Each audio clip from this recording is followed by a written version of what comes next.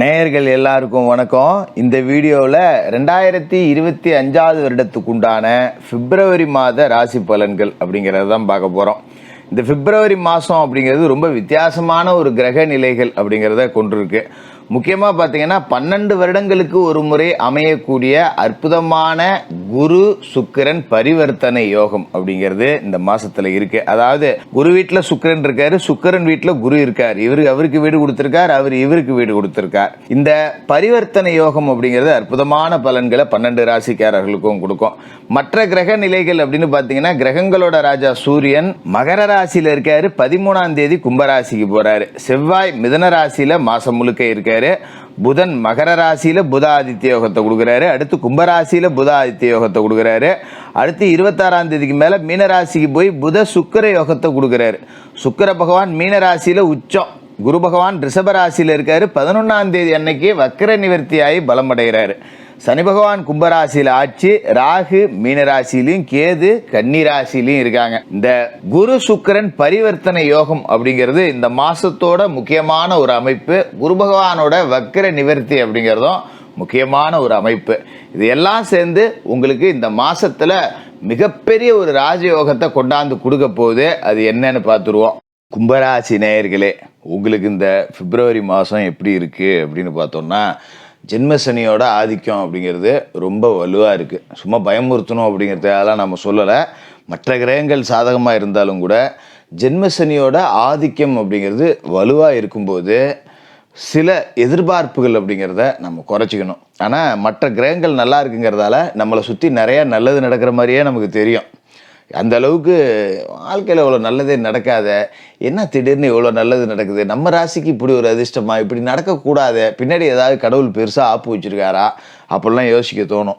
அப்படி எந்த ஒரு விஷயத்துலையும் நாம் முன்ஜாக்கிரதையாக இருக்கணும். குறிப்பாக பார்த்திங்கன்னா காசு பணம் இந்த மாதத்தில் நிறையா வரும். அப்போ நிறைய காசு பணம் வருது அப்படிங்கும்போது ரொம்ப நாம் கவனமாக இருக்கணும் அப்படிங்கிறது தான் இதோட அமைப்பு அப்படிங்கிறது. என்ன எப்படி காசு பணம் வரப்போகுது அப்படின்னு நீங்கள் கேட்கலாம். உங்களோட ராசிக்கு தனஸ்தானத்தில் உங்களோட ராசி அதிபதி சனி பகவானுக்கு நட்பு கிரகமாக இருக்கக்கூடிய சுக்கிரன் உச்சமடைகிறார். எங்கே?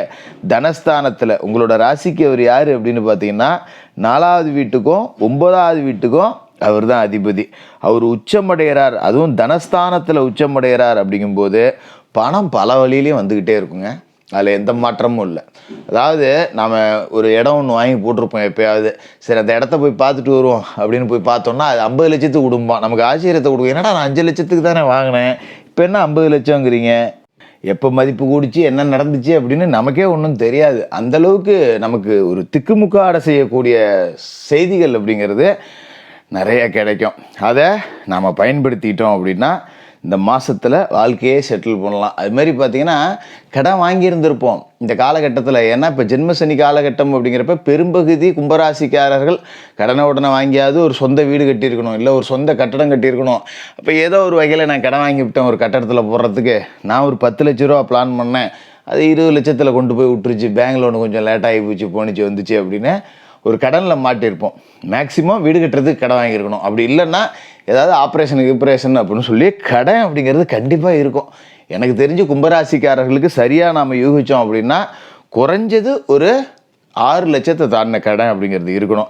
அப்போ கடங்காரம் போட்டு நெருக்க ஆரம்பிச்சிருப்பாங்க பார்த்தீங்களா. இந்த மாதத்தில் 10 ரூபா இந்தாப்பா வச்சுக்க, மீதி அப்புறம் தரேன்னா பரவாயில்ல விடு, நீயே கஷ்டத்தில் இருக்க, நீ வச்சுக்க, அப்புறம் கூட எனக்கு அப்படிமா. நமக்கு ஆச்சரியத்தை கொடுக்கும். என்னடா அது நைமானே இப்போ நம்ம கொடுத்தா கூட வாங்க மாட்டேங்கிறான் அப்படின்னு. அப்போ இந்த காலகட்டத்தில் நம்ம என்ன செய்யணும் அப்படின்னா, நிறைய நமக்கு சந்தோஷமான செய்திகள் நடக்கும்போது கடவுளுக்கு நன்றி சொல்லணும். போங்க குலதெய்வ கோவிலுக்கு போய் குலதெய்வத்தை மனசார வணங்குங்க, குலதெய்வத்துக்கு ஒரு பொங்கல் வச்சு படையல் இடுங்க, குலதெய்வத்தை திருப்திப்படுத்துங்க. குலதெய்வ ஆலய கட்டுமான பணிகள் ஏதாவது நடந்ததுன்னா நம்மளால் முடிஞ்ச ஒரு 10 ரூபாயை கோயிலுக்குன்னு கொடுங்க, ஒரு லைட்டு வாங்கி போடுறேன், குலதெய்வ ஆலயத்துக்கு ஒரு ஒளி பாய்ச்சிறேன், ஒரு விளக்கு ஏற்றி வைக்கிறேன், ஒரு லைட்டு போடுறேன் அப்படிங்கிறது பெரிய ஒரு சந்தோஷம் அப்படிங்கிறத கொடுக்கும். அதுமாரி இந்த மாதத்தை பொறுத்த வரைக்கும் மிதுன ராசியில் செவ்வாய் இருக்கார். 3க்கும் 10க்கும் அதிபதியான செவ்வாய் இப்போ உங்களுக்கு பாக பிரிவினைகள் எல்லாத்தையுமே சுமூகமாக முடிச்சு வைக்க போகிறார். அதுமாரி வேலையாட்கள் இருக்காங்க பார்த்தீங்களா. இப்போ நீங்கள் ஒரு இடம் கம்பெனி வச்சுருக்கீங்க, ஒரு கடை வச்சுருக்கீங்க அப்படின்னா உங்கள்கிட்ட வேலை செய்யக்கூடிய வேலையாட்கள் உங்களுக்கு சாதகமாக இருப்பாங்க. பரவாயில்ல, நம்ம முதலாளி நம்மளை நல்லா தான் வச்சுக்கிறாரு, கஷ்டமாக இருந்தாலும் 10 ரூபா நட்டம் வந்தால் கூட நம்ம கொடுக்க வேண்டிய சம்பளத்தை கொடுத்துட்றாரு, இன்றைக்கி நாளைக்குனாலும் கூட கொடுத்துட்றாரு, இப்போ நம்ம 10 ரூபா உழைச்சி கொடுக்குறோம் அப்படிங்கிற இடத்துக்கு வருவாங்க. அதுமாரி இந்த மாதத்தை பொறுத்த வரைக்கும் பார்த்தீங்கன்னா புதன் மகரத்தில் இருக்கார், 5 நாளைக்கு விரயம். அடுத்து உங்கள் ராசியில் 26 தேதி வரைக்கும் 21 நாளைக்கு இருக்கார், 5ஆம் தேதியிலேருந்து 26ஆம் தேதி வரைக்கும். அதன் பிறகு தனஸ்தானத்துக்கு புதனும் போக போகிறாரு. இது எல்லாமே உங்களுக்கு நன்மை கொடுக்கக்கூடிய அமைப்பு தான். அதாவது மாத தொடக்கத்தில் அஷ்டமாதிபதியான புதன் 12ல் இருக்கார். அப்படிங்கும்போது இது விபரீத ராஜயோகம், திட்டமிடாமல் செய்யக்கூடிய காரியங்களில் வெற்றி, ஒரு லாட்ரி யோகத்தை கொடுக்கறது, கீழே கடந்து காசு எடுக்கக்கூடிய யோகம், இந்த மாதிரியான அமைப்புகள்லாம் இருக்கும். திடீர்னு பார்த்தீங்கன்னா ஒரு நகை விலை கம்மியாக வரும், இங்கேப்பா ஒரு 5 பவுன் இருக்குது, எதாவது பார்த்து வாங்கிக்கிறியாம்பாங்க. மார்க்கெட் ரேட்டை விட நமக்கு கம்மியாக வெளியே கிடைக்குது, சரிப்போ வாங்கி போடுவோம் அப்படிங்கிற மாதிரி போடலாம். இல்லை இங்கிட்டு வாங்கிட்டு இங்கிட்டு விற்கிறேன் அப்படின்னு 10 ரூபா.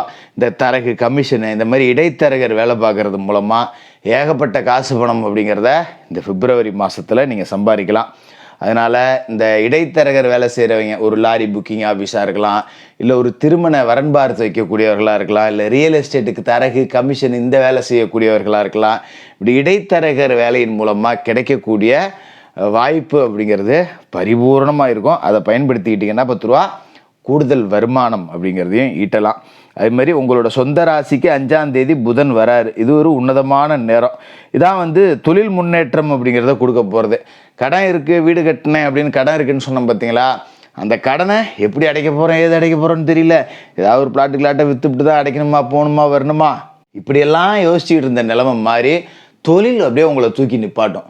பா தொழில் நல்லபடியாக போகுதுப்பா, இந்த மாதம் வருமானம் வந்த மாதிரி, இந்த மாதம் வியாபாரம் ஆன மாதிரி, இந்த மாதம் 10 ரூபா சம்பாதிச்ச மாதிரி ஒவ்வொரு மாதமும் சம்பாதிச்சேன்னா என் கடனை பூரா இன்னொரு 6 மாதத்தில் அடைச்சிருவோம்ப்பா அப்படிங்கிற அளவுக்கு உங்களுக்கு அந்த தொழில் வளர்ச்சி அப்படிங்கிறது ரொம்ப உன்னதமாக இருக்கும். அப்படிப்பட்ட தொழில் வளர்ச்சி இந்த மாதம் முழுக்க புதன் உங்களுக்கு கொடுப்பாரு. அதே மாதிரி பார்த்திங்கன்னா இந்த கவலைக்குரிய தகவல்கள் அப்படிங்கிறதெல்லாம் உங்களுக்கு நிறைய வந்திருக்கும் கடந்த காலகட்டத்தில். அங்கே அவனுக்கு உடம்பு சரியில்லை, இங்கே ஒரு மாமா ஒருத்தர் சாவ கிடக்காரு, இந்த பக்கம் ஒருத்தன் வெளிநாடு போனான், பாவம் போய் தெரியாத இடத்துல மாட்டிட்டான், இப்படி நம்ம சொந்த பந்தங்கள் நிறைய பேர், நமக்கு வேண்டப்பட்டவர்கள், விருப்பப்பட்டவர்கள் கஷ்டப்படுறாங்க அப்படிங்கிற தகவல்லாம் நமக்கு கவலை அடைய வச்சுருக்கோம். நெருங்கிய நண்பன் ஒருத்தர் இருந்திருப்பான், 10 வருஷம் கழிச்சு அவனை பார்த்துருப்போம், நல்லா இருப்போம் அப்படின்னு பார்த்தா அவன் பார்த்தா ஆளே கெல்ட்ட பையன் மாதிரி இருப்பான். என்னடா இது, பள்ளிக்கூடத்தில் படிக்கிறப்ப என்னை விட அழகாக இருப்பான் ஆள், இப்போ என்னடா ஆளே ஒடிஞ்சு போயிட்டான், என்னடா ஆச்சு அப்படின்னா, ஒன்றும் வேலை கிடைக்கல, மாப்பிள்ளை போல இல்லை, இப்படி இப்படின்னு அவன் கதையை அவன் சொல்லிகிட்டு இருப்பான். இந்த மாதிரி கவலைக்குரிய செய்திலாம் இனிமேல் உங்ககிட்ட வராது. எப்பா சந்தோஷம்டா, இனிமேல் நம்ம காதுக்கு வர்ற செய்தி நல்ல செய்தியாக தான் இருக்கும். விடியாலில் ஃபோன் எடுத்தோம்னா வெடுக்குன்னு இருக்கும், என்னடா இந்நேரத்தில் ஃபோன் அடிக்குது, எவனாவது போய் சேர்ந்துட்டானா, இந்நேரத்தில் இல்லாட்டி ஃபோன் வராதே, இப்படி நம்மளை எதிர்மறை ஆற்றலோடு தான் நிறைச்சி வச்சுருந்துருக்கோம் கடந்த காலகட்டம் அப்படிங்கிறது. இப்போ ஃபோன் வந்ததுன்னா நல்ல காரியத்துக்கு தாண்டா வருது, ஒன்றும் பிரச்சனை இல்லைடா அப்படிங்கிற மாதிரி ஒரு சந்தோஷ செய்திகள் அப்படிங்கிறது வரும். குரு பகவான் வக்கிர நிவர்த்தி அடைகிறார், ஒரு இனிமையான காலம். ஏன்னா குரு பகவான் யார் அப்படின்னு பார்த்தீங்கன்னா தன லாபாதிபதி, தனஸ்தானத்துக்கும் அவர் தான் அதிபதி, லாபஸ்தானத்துக்கும் அவர் தான் அதிபதி. சுகஸ்தானத்தில் ராசிக்கு 4வது வீட்டில் அவர் பலம் அடைகிறார். அவரோட பார்வைங்கிறது 8, 10, 12 இந்த வீட்டிலலாம் விழுவுது. அவரோட பார்வைக்கும் பலம் கூடுதலாக இருக்குது. இந்த காலகட்டத்தில் தன்னலமற்ற சேவைகளுக்காக நீங்கள் பாராட்டப்படலாம். துறைத்துறையில் இருக்கிறவங்க விருதுகள் வாங்கலாம். மாணவர்களோட கல்வி அப்படிங்கிறது முன்னுக்கு வரும். இப்படி சகலவிதமான நன்மைகளையும் கொடுக்க போகிற அற்புதமான ஒரு மாதமாக இந்த பிப்ரவரி மாதம் இருக்கும். கும்பராசிக்காரர்களுக்கு வாழ்த்துக்கள்.